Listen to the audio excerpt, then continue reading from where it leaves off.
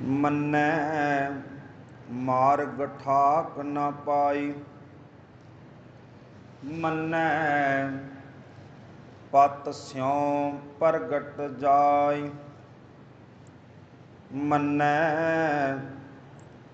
मग न चलै पंथ। मन्नै धर्म सेती संबंध। ऐसा नाम निरंजन होए। जे को मन जानै मन कोय। ऐसा नाम निरंजन होए। जे को मन जानै मन कोय। वाहिगुरु जी का खालसा वाहिगुरु जी की फतेह। सतगुरु पातशाह गुरु ग्रंथ साहिब सतगुरां दे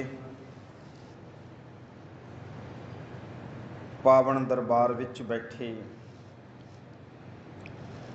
गुरु प्यार वाले गुरु सवारे सतसंगी जनों, ये जो आपने पावन बचन सरवण कीते ने जप बाणी दाई 14वें पदे का पाठ है।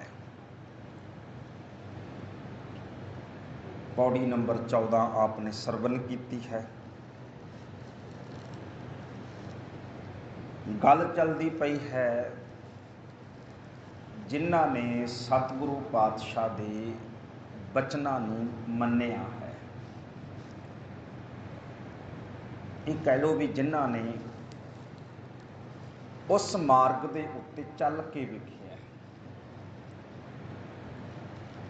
जिन्हां ने नाम दे भोजन नूं खा के देखिया।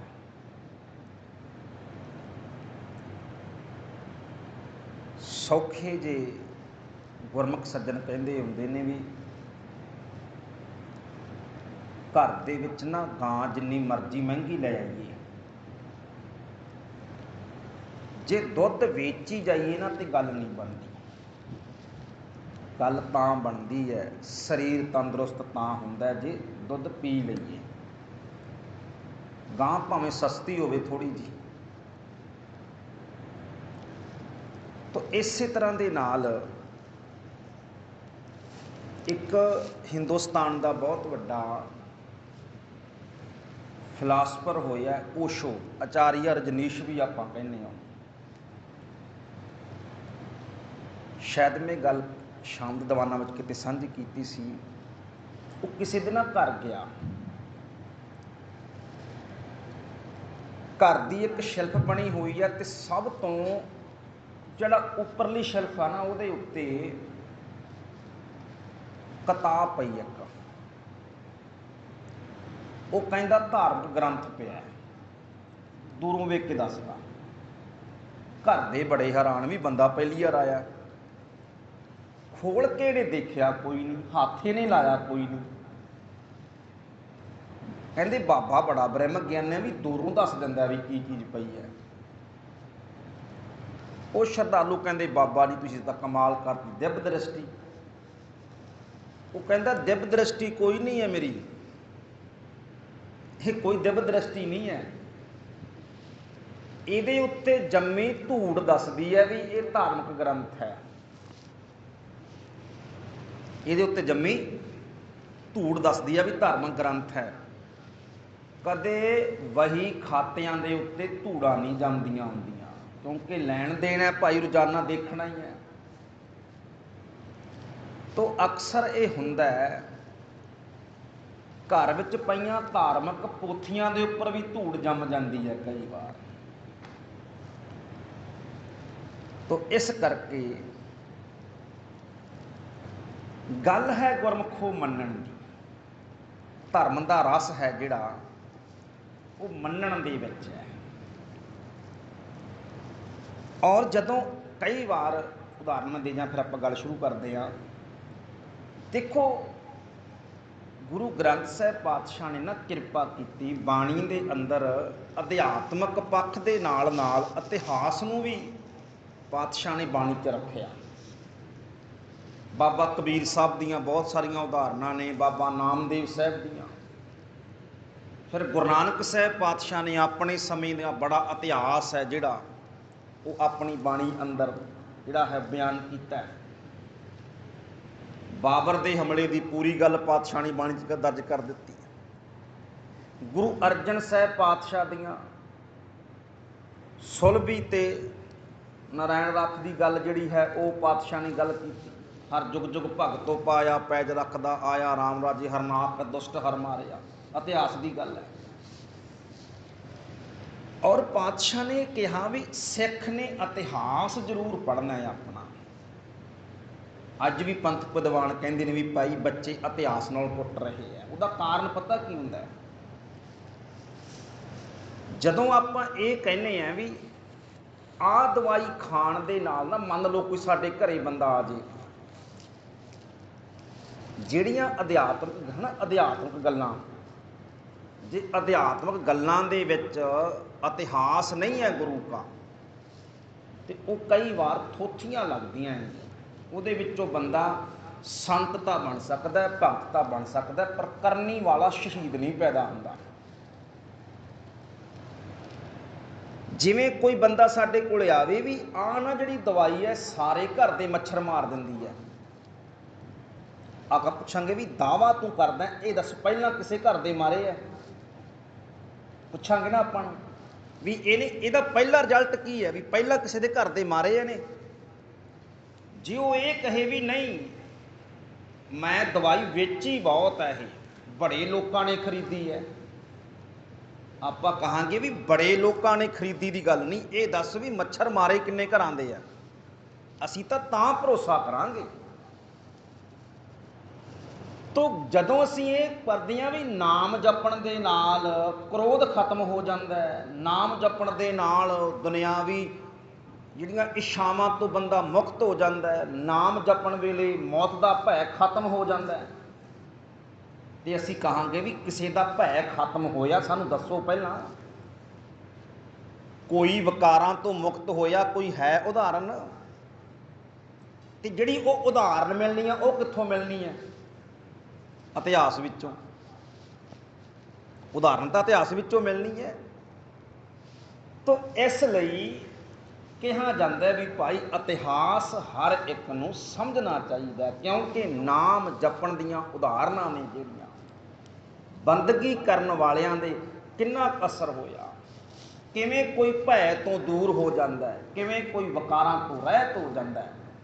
ਇਹ ਐਗਜ਼ਾਮਪਲਸ ਸਾਨੂੰ ਇਤਿਹਾਸ ਵਿੱਚੋਂ ਹੀ ਮਿਲਦੀਆਂ ਨੇ। ਫਿਰ ਭਰੋਸਾ ਵੱਜਦਾ ਵੀ ਨਹੀਂ ਸੱਚ ਹੈ ਭਾਈ, ਬਾਣੀ ਪੜ੍ਹਨ ਦੇ ਨਾਲ ਆ ਘਟਨਾਵਾਂ ਵਾਪਰ ਚੁੱਕੀਆਂ ਨੇ, ਪਹਿਲਾਂ ਅਸਰ ਹੋਇਆ ਹੈ।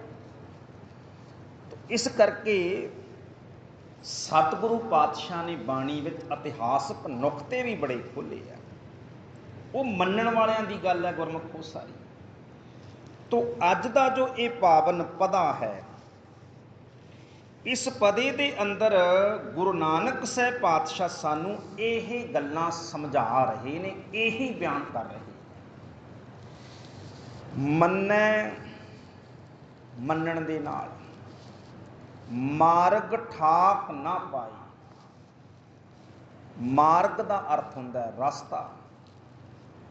ਸਿਹਾਰੀ ਲੱਗੀ ਹੈ ਰਸਤੇ ਦੇ ਵਿੱਚ, ਰਸਤੇ ਉੱਪਰ ਚੱਲਦਿਆਂ, ਧਰਮ ਦੇ ਰਸਤੇ 'ਤੇ ਚੱਲਦਿਆਂ, ਗੁਰੂ ਦੱਸੇ ਰਸਤੇ 'ਤੇ ਚੱਲਦਿਆਂ, ਜਿਨ੍ਹਾਂ ਨੇ ਭਾਈ ਪਰਮੇਸ਼ਰ ਦੇ ਨਾਮ ਨੂੰ ਮੰਨਿਆ ਹੈ। ਠਾਕ ਨਾ ਪਾਈ। ਠਾਕ ਕਹਿੰਦੇ ਨੇ ਰੁਕਾਵਟ ਨੂੰ, ਰੋਕ ਨੂੰ। ਜਿਵੇਂ ਗੁਰੂ ਅਰਜਨ ਸਾਹਿਬ ਪਾਤਸ਼ਾਹ ਕਹਿੰਦੇ ਪਰਮੇਸ਼ਰ ਦਿੱਤਾ ਬੰਨਾ, ਦੁੱਖ ਰੋਗ ਕਾ ਡੇਰਾ ਬੰਨਾ। ਹੁਣ ਉਹ ਬੰਨੇ ਦਾ ਕੀ ਅਰਥ ਹੈ? ਰੁਕਾਵਟ। ਪਾਣੀ ਟੁੱਟ ਗਿਆ, ਕਹਿੰਦੇ ਜਲਦੀ ਜਲਦੀ ਬੰਨ ਲਾ ਦਿਓ। ਆਪਾਂ ਦੇਸੀ ਸ਼ਬਦ ਵਰਤਦੇ ਹਾਂ ਕਿ ਪਾਣੀ ਆਪਣੇ ਸਹੀ ਮਾਰਗ ਦੇ ਉੱਪਰ ਚੱਲੇ। ਬੰਨ ਲਾ ਦੇਣਾ, ਰੁਕਾਵਟ ਲਾ ਦੇਣੀ। तो इस तरह पातशाह कहते भाई मन्नै मन्नण दे नाल मार्ग ਠਾਕ ना पाए। रस्ते दे उत्ते चलदियां, सच दे रस्ते ते चलदियां, परमेश्वर दे रस्ते ते चलदियां ਠਾਕ ना पाए, रुकावट नहीं पैंदी है, रोक नहीं लगती है जदों असी परमेश्वर दे नाम नूं मन लैंदे हां। नहीं मनदे गुरमुखो, गल्लां केवल दुनियावी रह जांदियां, जानकारी रह जाती है। और इसे करके फिर बंदा सब कुछ कहता तो है ना भी गल तो सही है, कई बार आप मन लें भी गल तो सही है, पर की करिए जी हुण मन नहीं सकते, भाव की रुकावट पै गई। इदां हो जाता है। सानू सब कुछ पता होंदा भी आ बंदा गलत है, आ बंदा सही है, पर फिर भी पक्ष गलत का पूर दिंने आ। पुछिए जी भी क्यों पूरिया, कहता अपने जथेबंदी दा, अपनी जात दा, अपने गोत दा, अपने जथे दा, अपने धर्म दा। हुण भाई उहदे वल ते जाना ही पैना। अर्थ की बनिया भी सच दे रस्ते ते चलण दे विच जात गोत हंकार हउमे रुकावट बन गई ना। सच का पक्ष पूर्ण वेले जात अपना पंथ अपना गोत रुकावट बन गया।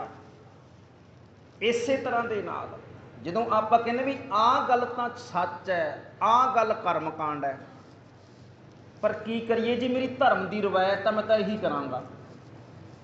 वो जी धर्म की चल रही रवायत है, सच दे रस चलते रुकावट बन जाती है। कई बार हौमे हंकार रुकावट बन जाती है, तुरन नहीं दिंदी।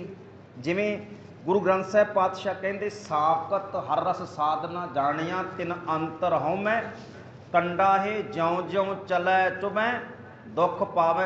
हौमे रुकावट बन गई, हौमे रुकावट बन जाती है। तो ये जड़ियाँ चीज़ां ने सतगुरु पातशाह कहते जिन्हों ने मन लिया उन्हों की जिंदगी फिर रुकावट नहीं बनती। जदों गुरु नानक साहब पातशाह ने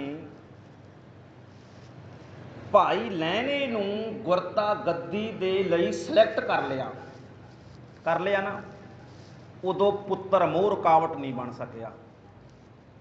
हुंदा है पुत्र मोह रुकावट नहीं बनया भी अपने पुत्रां नूं बिठा दियां उपर। इस तरह बाबे अमरदास ने जदों गुरु रामदास साहब पातशाह की चोण की उदों भी मोहन ते मोहरी पुत्र ने, पर रुकावट नहीं बन सके। क्यों नहीं बन सके? क्योंकि मन्निया है गुरु के हुक्म नूं, परमेश्वर के रज़ा नूं मन्निया है।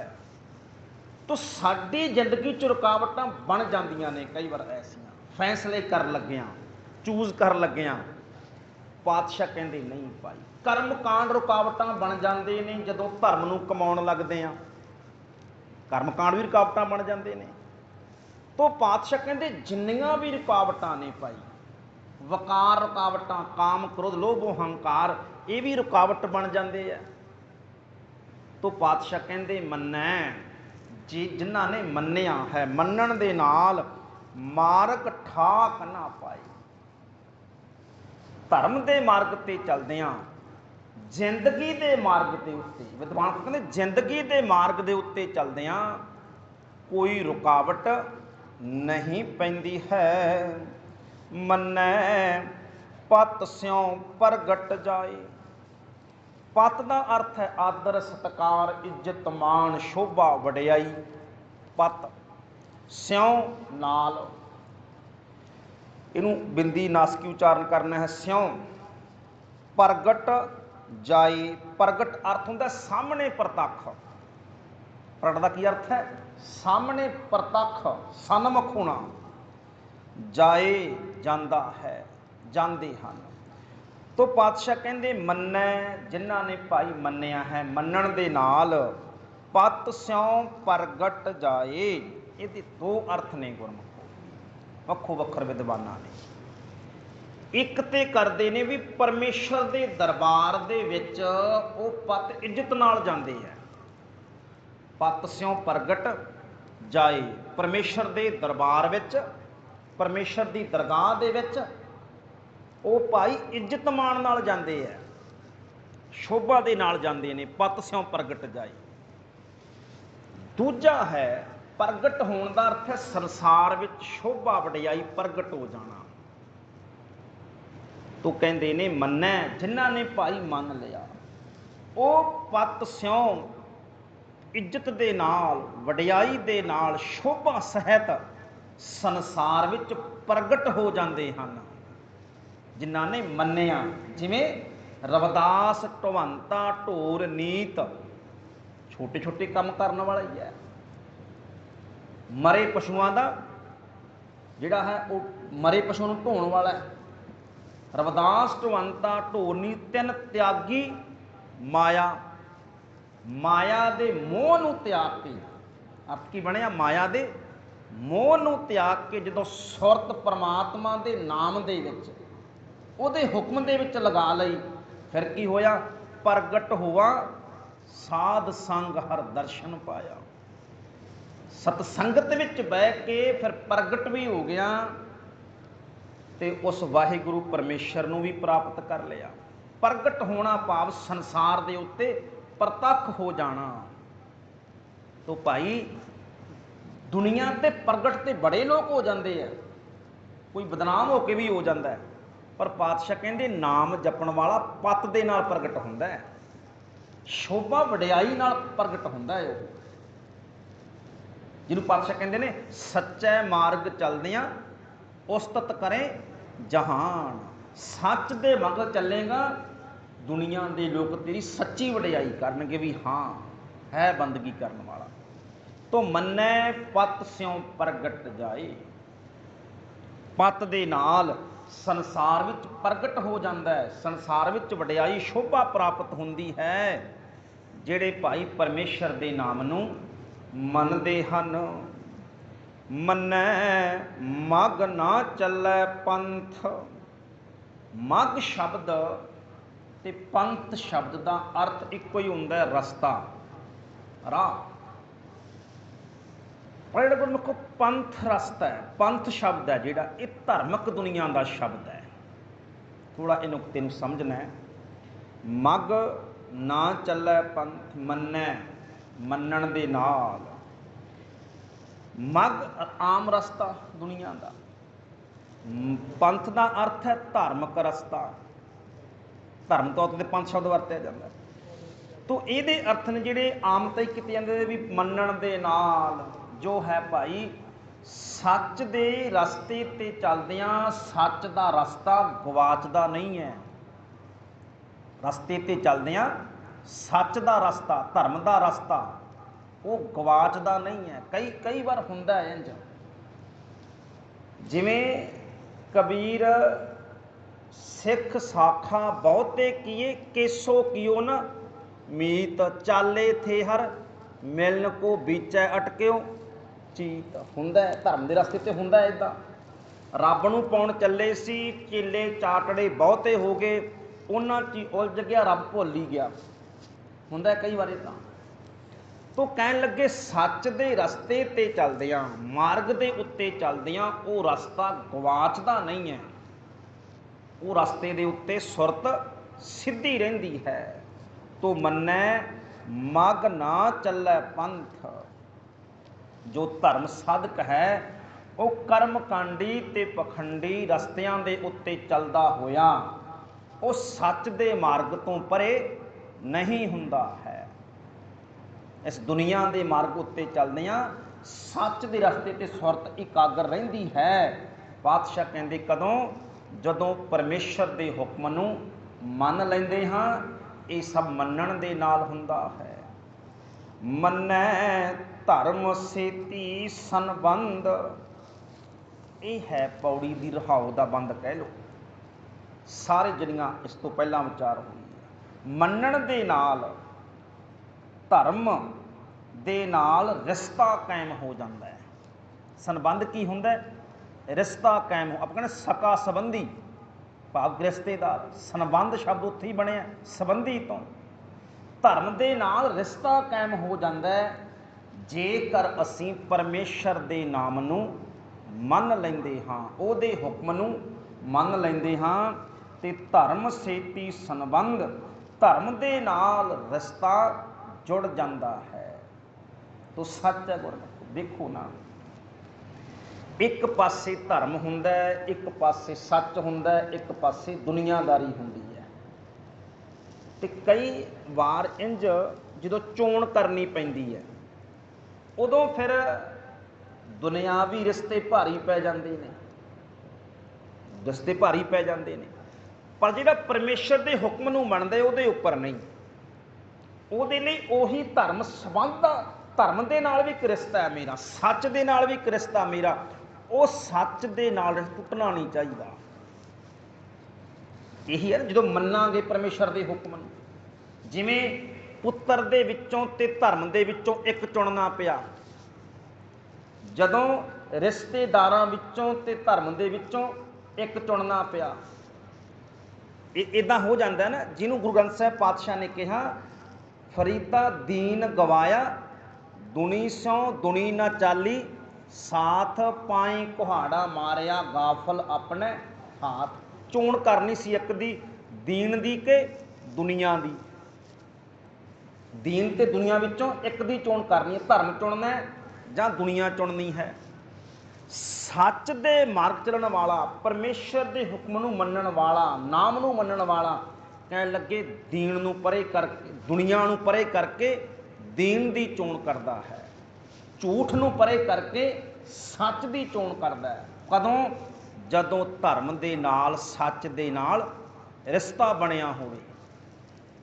ਜੇ ਧਰਮ ਦੇ ਨਾਲ ਰਿਸ਼ਤਾ ਹੀ ਨਹੀਂ ਕਾਇਮ ਹੋਇਆ, ਲਗਾਵ ਨਹੀਂ ਪੈਦਾ ਹੋਇਆ, ਪ੍ਰੇਮ ਨਹੀਂ ਪੈਦਾ ਹੋਇਆ, ਸੰਬੰਧ ਕਹਿ ਲਓ, ਪ੍ਰੇਮ, ਲਗਾਵ, ਰਿਸ਼ਤਾ ਨਹੀਂ ਬਣਿਆ, ਤੇ ਫਿਰ ਉਹ ਚੋਣ ਕਰ ਲੱਗਿਆ ਮਨ ਡੋਲ ਜਾਂਦਾ ਕਈ ਵਾਰ। ਇੱਦਾਂ ਹੁੰਦਾ ਹੈ ਨਾ। ਇਸ ਕਰਕੇ ਦੇਖੋ ਨਾ, ਬਾਬਾ ਬੰਦਾ ਸਿੰਘ ਬਹਾਦਰ ਦੇ ਵੇਲੇ ਨਾ ਇੱਕ ਸਾਖੀ ਵੀ ਆਉਂਦੀ ਹੈ। ਕਹਿੰਦੇ ਕਿਉਂਕਿ 740, ਜਦੋਂ ਆਪਾਂ ਗੁਰਦਾਸ ਨੰਗਲ ਗੜ੍ਹੀ ਦਾ ਇਤਿਹਾਸ ਪੜ੍ਹਦੇ ਹਾਂ ਬਾਬਾ ਬੰਦਾ ਸਿੰਘ ਬਹਾਦਰ ਦੇ ਵੇਲੇ, 740 ਸਿੰਘ ਸਨ ਜਿਹੜੇ, ਉਹ ਪਕੜੇ ਗਏ ਸਨ ਉੱਥੋਂ, ਤੇ ਘੇਰਾ 7-8 ਮਹੀਨਿਆਂ ਦਾ ਪਿਆ ਸੀ। ਫਰਕਸੀਅਰ ਬਾਦਸ਼ਾਹ ਦੇ ਅੱਗੇ ਨਾਮ ਨਾ ਖੱਟਣ ਦੇ ਲਈ ਔਰ ਡਰ ਤੋਂ, ਬੇਇੱਜ਼ਤੀ ਦੇ ਡਰੋਂ ਆਮ ਲੋਕਾਂ ਨੂੰ ਵੀ ਫੜ ਲਿਆ, ਆਮ ਲੋਕਾਂ ਨੂੰ ਪਕੜ ਕੇ, ਆਮ ਲੋਕਾਂ ਨੂੰ ਵੀ ਇੱਦਾਂ ਜਲੂਸ ਵਿੱਚ ਪਕੜ ਕੇ ਤੇ ਦਿੱਲੀ ਲੈ ਗਏ ਲੋਕ। ਇੱਕ 18 ਸਾਲ ਦਾ ਨੌਜਵਾਨ ਸੀ, 1.5 ਮਹੀਨਾ ਪਹਿਲਾਂ, ਕਹਿੰਦੇ ਮਹੀਨਾ ਪਹਿਲਾਂ ਉਹਦਾ ਵਿਆਹ ਹੋਇਆ ਸੀ, ਉਹ ਵੀ ਪਕੜ ਲਿਆ ਫੌਜਾਂ ਨੇ। ਹੁਣ ਇੱਥੋਂ ਪੰਜਾਬ ਤੋਂ ਲਿਜਾਂਦਿਆਂ ਦਿੱਲੀ, ਕਹਿੰਦੇ ਪਹਿਲਾਂ ਆਗਰਾ ਲੈ ਕੇ ਗਏ, ਆਗਰੇ ਤੋਂ ਫਿਰ ਦਿੱਲੀ ਲੈ ਕੇ ਗਏ, 2-2.5 ਮਹੀਨੇ ਲੱਗ ਗਏ। ਹੁਣ ਉਹ ਨੌਜਵਾਨ ਬੱਚਾ 2-2.5 ਮਹੀਨੇ ਗੁਰੂ ਕੇ ਸਿੱਖਾਂ ਦੀ ਸੰਗਤ ਕਰਦਾ ਰਿਹਾ। ਔਰ ਸੰਗਤ ਕਦੋਂ ਕਰਦਾ ਰਿਹਾ? ਜਦੋਂ ਜਾਂਦਿਆਂ ਸਿੱਖਾਂ ਤੇ ਕੁੱਟ ਵੀ ਪੈਂਦੀ ਹੈ, ਜ਼ੁਲਮ ਵੀ ਹੁੰਦਾ ਹੈ, ਬੁਰੇ ਭਲੇ ਵੀ ਕਿਹਾ ਜਾਂਦਾ ਹੈ, ਉਦੋਂ ਸਿੱਖਾਂ ਨੂੰ ਨਾਮ ਜਪਦਿਆਂ, ਬਾਣੀ ਪੜ੍ਹਦਿਆਂ, ਸਿਮਰਨ ਕਰਦਿਆਂ, ਜ਼ੁਲਮ ਸਹਿੰਦਿਆਂ, ਗੁਰੂ ਜਪਦਿਆਂ ਦੇਖਦਾ, ਤੇ ਹੌਲੀ ਹੌਲੀ ਸੰਗਤ ਦਾ ਅਸਰ ਹੋ ਗਿਆ ਜੀ ਉਹਦੇ ਉੱਪਰ ਵੀ। ਭਾਵੇਂ ਕਿ ਉਹ ਫੜਿਆ ਸੀ, ਉਹ ਧਰਮੀ ਨਹੀਂ ਸੀ, ਪਰ ਅਸਰ ਹੋ ਗਿਆ ਜਾਂਦਿਆਂ। ਔਰ ਅਸਰ ਕਦੋਂ ਹੋਇਆ? ਜਦੋਂ ਜ਼ੁਲਮ ਸਹਿੰਦਿਆਂ ਬੰਦਗੀ ਕਰਦੇ ਆ, ਦੇਖੋ ਉਦੋਂ ਅਸਰ ਹੋਇਆ। ਜਾਂਦਿਆਂ ਪਿੱਛੇ ਪਤਾ ਲੱਗ ਗਿਆ ਉਹਦੀ ਮਾਂ ਨੂੰ, ਤੇ ਉਹਦੀ ਮਾਂ ਵੀ ਪਿੱਛੇ ਪਹੁੰਚ ਗਈ। ਸਰਕਾਰ ਨਾਲ, ਸਰਕਾਰ ਦੁਆਰੇ ਜਿਹੜੀ ਸੀ ਉਹ ਬੇਨਤੀ ਕੀਤੀ ਵੀ ਮੇਰਾ ਪੁੱਤ ਸਿੱਖ ਨਹੀਂ ਹੈ, ਉਹਨੂੰ ਤਾਂ ਭੁਲੇਖੇ ਨਾਲ ਫੜ ਲਿਆ ਸਰਕਾਰ ਨੇ। ਇੰਜ ਮਾਂ ਨੇ ਕਿਹਾ। ਬਾਦਸ਼ਾਹ ਫਰਕਸੀਅਰ ਦੇ ਕੋਲੇ ਪਹੁੰਚ ਕੇ ਜਿਹੜਾ ਦਿੱਲੀ ਦਾ ਲਾਲ ਕਿਲ੍ਹਾ ਉਹਦੇ ਸਾਹਮਣੇ ਖੁੱਲ੍ਹਾ ਮੈਦਾਨ ਹੈ, ਉੱਥੇ ਰੋਜ਼ਾਨਾ 100 ਸਿੱਖਾਂ ਨੂੰ ਰੋਜ਼ਾਨਾ ਸ਼ਹੀਦ ਕੀਤਾ ਜਾਂਦਾ ਸੀ। ਇੰਜ ਉਸ ਖੁੱਲ੍ਹੇ ਮੈਦਾਨ ਦੇ ਵਿੱਚ, ਉੱਥੇ ਉਸ ਮਾਂ ਨੂੰ ਫਰਕਸੀਅਰ ਬਾਦਸ਼ਾਹ ਕਹਿੰਦਾ ਵੀ ਇੱਕ ਅਰਜੀ ਲਿਖਤੀ, ਸਾਈਨ ਕਰਤੇ ਵੀ ਜਾ ਕੇ ਜਿਹੜਾ ਮੇਨ ਬੰਦਾ ਕੋਤਵਾਲ ਹੈ ਉਹਨੂੰ ਜਾ ਕੇ ਦਿਖਾ ਦੀ, ਤੇਰਾ ਪੁੱਤ ਛੱਡ ਦਿੱਤਾ ਜਾਏਗਾ। ਉਹਦੇ ਉੱਤੇ ਉਹਨੇ ਲਿਖਤਾ ਵੀ ਜੇ ਇਹਦਾ ਪੁੱਤ ਇਹ ਕਹਿੰਦਾ ਵੀ ਮੈਂ ਸਿੱਖ ਨਹੀਂ ਹਾਂ, ਮਾਂ ਤਾਂ ਕਹਿ ਰਹੀ ਆ ਵੀ ਮੇਰਾ ਪੁੱਤ ਸਿੱਖ ਨਹੀਂ, ਜੇ ਪੁੱਤ ਵੀ ਕਹਦੇ ਵੀ ਮੈਂ ਸਿੱਖ ਨਹੀਂ ਹਾਂ, ਇਹਨੂੰ ਛੱਡ ਦਿੱਤਾ ਜਾਵੇ। ਕਿਉਂ? ਦੁਨੀਆ ਬਾਦਸ਼ਾਹ ਔਰ ਬਾਦਸ਼ਾਹ ਦੀ ਹਕੂਮਤ ਤਰਸ ਗਈ ਸੀ ਹਜ਼ਾਰਾਂ ਸਿੱਖਾਂ ਨੂੰ ਕਤਲ ਕਰਕੇ ਵੀ ਕੋਈ ਇੱਕ ਅੱਧਾ ਇਦਾਂ ਹੀ ਕਹਿ ਦੇ ਵੀ ਅਸੀਂ ਸਿੱਖ ਨਹੀਂ ਆ, ਅਸੀਂ ਦੁਨੀਆ ਨੂੰ ਦਿਖਾਉਣ ਦੇ ਲਈ ਐਗਜ਼ਾਮਪਲ ਪੇਸ਼ ਕਰ ਸਕੀਏ ਵੀ ਆਹ ਦੇਖੋ ਧਰਮ ਤੋਂ ਡੋਲ ਗਿਆ ਜੀ, ਇੱਕ ਤੇ ਡੋਲ ਗਿਆ। ਔਰ ਗੁਰਮੁਖੋ ਹਜ਼ਾਰਾਂ ਸ਼ਹੀਦ ਕਰਨ ਤੋਂ ਬਾਅਦ ਇੱਕ ਵੀ ਸਿੱਖ ਐਸਾ ਨਹੀਂ ਮਿਲਿਆ ਸੀ ਜਿਹੜਾ ਇਹ ਕਹਿ ਦੇ ਮੈਂ ਸਿੱਖ ਨਹੀਂ ਆ, ਮੈਂ ਧਰਮ ਛੱਡ ਦਿਆਂਗਾ। ਦੁਨੀਆ ਤਰਸ ਗਈ ਸੀ ਸਰਕਾਰ। ਔਰ ਉਹ ਬੱਚਾ ਬਿਲਕੁਲ ਜਿਵੇਂ ਇੱਦਾਂ ਲਾਈਨ ਖੜੀ ਹੈ ਔਰ ਅੱਗੇ ਪੱਥਰ ਰੱਖਿਆ, ਪੱਥਰ ਦੇ ਉੱਤੇ ਸਿੱਖ ਇੰਜ ਸਿਰ ਰੱਖਦਾ ਔਰ ਉੱਤੋਂ ਇੰਜ ਤਲਵਾਰ ਚੱਲਦੀ ਹੈ, ਇੱਧਰ ਸਿਰ ਡਿੱਗ ਪੈਂਦਾ, ਧੜ ਡਿੱਗ ਪੈਂਦੀ ਹੈ, ਇੱਦਾਂ ਲਾਈਨ ਲੱਗੀ ਹੋਈ ਹੈ ਔਰ ਬੱਚਾ ਲਾਈਨ 'ਚ ਖੜਾ ਹੈ। ਮਾਂ ਭੱਜ ਕੇ ਕੋਤਵਾਲ ਦੇ ਕੋਲ ਗਈ, ਉਹ ਪੱਤਰ ਦਿਖਾਇਆ ਤੇ ਕਹਿਣ ਲੱਗੀ ਆਓ ਖੜਾ ਮੇਰਾ ਪੁੱਤ, ਬਿਲਕੁਲ ਮਰਨ ਦੇ ਕਿਨਾਰੇ ਆ, ਆਓ ਖੜਾ ਮੇਰਾ ਪੁੱਤ। ਤੇ ਮਾਂ ਪੁੱਤ ਕੋਲੇ ਜਾਂਦੀ, ਕਹਿੰਦੀ ਪੁੱਤ ਮੈਂ ਅਰਜੀ ਕਰਵਾ ਲਈ ਹੈ ਮਨਜ਼ੂਰ, ਤੂੰ ਛੁੱਟ ਸਕਦਾ, ਤੂੰ ਬਸ ਇੱਕੋ ਹੀ ਗੱਲ ਕਹਿਣੀ ਹੈ ਮੈਂ ਸਿੱਖ ਨਹੀਂ ਆ, ਇੰਨੀ ਗੱਲ ਕਹਿਣੀ ਹੈ ਤੂੰ ਸਿੱਖ ਨਹੀਂ ਹੈ, ਤੇਰੀ ਜਾਨ ਬਚ ਜਾਏਗੀ। ਅੜੇ ਘਰ 'ਚ ਨਵੀਂ ਵਿਆਹੀ ਤੇਰੀ ਘਰ ਵਾਲੀ ਹੈ, ਉਹਦੀ ਤਾਂ ਮਹਿੰਦੀ ਨਹੀਂ ਅਜੇ ਮਿੱਟੀ, ਕਿਉਂਕਿ ਇੱਦਾਂ ਸੀ। ਜਦੋਂ ਇੰਜ ਆਇਆ ਜਿਹੜਾ ਪੁੱਤ ਸੀ ਨਾ ਉਹ ਲੈਣ ਵਿੱਚੋਂ ਨਿਕਲ ਕੇ ਆਏ, ਨਿਕਲ ਕੇ ਭੱਜ ਕੇ ਪੱਥਰ ਤੇ ਸਿਰ ਰੱਖ ਲੈਂਦਾ ਹੈ, ਕਹਿੰਦਾ ਜਲਦੀ ਜਲਦੀ ਸ਼ਹੀਦ ਕਰੋ, ਮੈਂ ਆਪਣੇ ਸਿੱਖ ਭਰਾਵਾਂ ਦੇ ਨਾਲ ਗੁਰੂ ਦੇ ਦਰਬਾਰ ਚਰਨਾਂ 'ਚ ਜਾ ਕੇ ਬੈਠਾ। ਤੇ ਉਹਦੀ ਮਾਂ ਕਹਿੰਦੀ ਪੁੱਤ ਕਹਿ ਦੇ ਤੂੰ ਮੈਂ ਸਿੱਖ ਨਹੀਂ, ਜਾਨ ਬਚ ਜਾਏਗੀ। ਉਹ ਕਹਿੰਦਾ ਇਹ ਮੇਰੀ ਮਾਂ ਹੀ ਨਹੀਂ ਹੈ, ਇਹ ਮੇਰੀ ਮਾਂ ਹੀ ਨਹੀਂ। ਮਾਂ ਤਾਂ ਉਹ ਹੁੰਦੀ ਹੈ ਜਿਹੜੀ ਸੱਚ ਦੇ ਰਸਤੇ ਤੇ ਚੱਲਣ ਦੇ ਲਈ ਸਿੱਖਿਆ ਦਿੰਦੀ ਹੋਵੇ, ਮਾਂ ਉਹ ਹੁੰਦੀ ਹੈ ਜਿਹੜੀ ਧਰਮ ਨਾਲ ਜੋੜਦੀ ਹੋਵੇ, ਮਾਂ ਉਹ ਹੁੰਦੀ ਹੈ ਜਿਹੜੀ ਗੁਰੂ ਨਾਲ ਜੋੜਦੀ ਹੋਵੇ, ਜਿਹੜੀ ਗੁਰੂ ਤੋਂ ਵੀ ਤੋੜਦੀ ਹੈ ਧਰਮ ਤੋਂ ਵੀ ਤੋੜਦੀ ਹੈ, ਉਹ ਮੇਰੀ ਮਾਂ ਹੀ ਨਹੀਂ ਹੈ, ਇਹ ਤਾਂ ਮੇਰੀ ਮਾਂ ਹੀ ਨਹੀਂ ਕਹਿੰਦਾ। ਔਰ ਮਾਂ ਦੇ ਸਾਹਮਣੇ ਅੱਖਾਂ ਦੇ ਸਾਹਮਣੇ ਪੁੱਤ ਨੇ ਪੱਥਰ ਤੇ ਸਿਰ ਰੱਖਿਆ ਔਰ ਤਲਵਾਰ ਚੱਲੀ, ਸਿਰ ਇੱਧਰ ਤੇ ਧੜ ਇੱਧਰ ਹੋ ਗਿਆ। ਹੁਣ ਦੇਖੋ ਧਰਮ ਦੇ ਨਾਲ ਰਿਸ਼ਤਾ ਬਣਿਆ ਸੀ, ਗੁਰੂ ਦੇ ਬਚਨਾਂ ਨੂੰ ਮੰਨਿਆ, ਤੇ ਉਹ ਰਿਸ਼ਤਾ ਫਿਰ ਦੁਨਿਆਵੀ ਮੋਹ ਪਿੱਛੇ ਟੁੱਟ ਨਹੀਂ ਗੁਰਮੁਖ ਸਕਿਆ। 18 ਸਾਲ ਦੀ ਉਮਰ ਤੋਂ ਇਹਨੂੰ ਕਹਿੰਦੇ ਨੇ ਮੰਨੈ ਧਰਮ ਸੇਤੀ ਸੰਬੰਧ। ਜੇ ਗੁਰੂ ਦੇ ਹੁਕਮ ਨੂੰ ਮੰਨ ਲਵੇ ਤੇ ਧਰਮ ਦੇ ਨਾਲ ਸੱਚਾ ਸੰਬੰਧ, ਸੱਚਾ ਰਿਸ਼ਤਾ ਬਣ ਜਾਂਦਾ ਹੈ। ਜਿਨ੍ਹਾਂ ਨੇ ਭਾਈ ਗੁਰੂ ਦੇ ਹੁਕਮ ਨੂੰ ਮੰਨਿਆ ਤੇ ਗੁਰੂ ਨਾਨਕ ਸਾਹਿਬ ਪਾਤਸ਼ਾਹ ਕਹਿੰਦੇ ਐਸਾ ਨਾਮ ਨਿਰੰਜਨ ਹੋਈ, ਐਸਾ ਹੈ ਭਾਈ ਕਾਲਖ ਤੋਂ ਰਹਿਤ ਪਰਮੇਸ਼ਰ ਦਾ ਨਾਮ, ਐਸਾ ਹੈ ਮਾਇਆ ਦੇ ਮੋਹ ਦੀ ਕਾਲਖ ਤੋਂ, ਪਰਿਵਾਰ ਦੇ ਮੋਹ ਦੀ ਕਾਲਖ ਤੋਂ, ਦੁਨਿਆਵੀ ਇਛਾਵਾਂ ਦੀ ਕਾਲਖ ਤੋਂ ਰਹਿਤ ਹੈ ਉਹ ਪਰਮੇਸ਼ਰ, ਤੇ ਉਹਦਾ ਨਾਮ ਵੀ ਉਸ ਕਾਲਖ ਤੋਂ ਸਮੂਹ ਤੋਂ ਰਹਿਤ ਹੈ। ਐਸੀ ਅਵਸਥਾ ਹੀ ਬਣ ਜਾਂਦੀ ਹੈ, ਐਸਾ ਨਾਮ ਨਿਰੰਜਨ ਹੋਏ ਜੇ ਕੋਈ ਮਨ ਜਾਣੈ, ਮਨ ਕੋਏ ਮਨ ਵਿੱਚੋਂ ਮੰਨ ਲਵੇ ਪਰਮੇਸ਼ਰ ਦੇ ਹੁਕਮ ਨੂੰ, ਉਹਦੇ ਨਾਮ ਨੂੰ। ਸਤਿਗੁਰੂ ਪਾਤਸ਼ਾਹ ਕਿਰਪਾ ਕਰਨ, ਭੁੱਲਾਂ ਚੁੱਕਾਂ ਦੀ ਖਿਮਾ, ਫਤਿਹ ਬੁਲਾਓ ਆਖੋ ਜੀ। ਵਾਹਿਗੁਰੂ ਜੀ ਕਾ ਖਾਲਸਾ।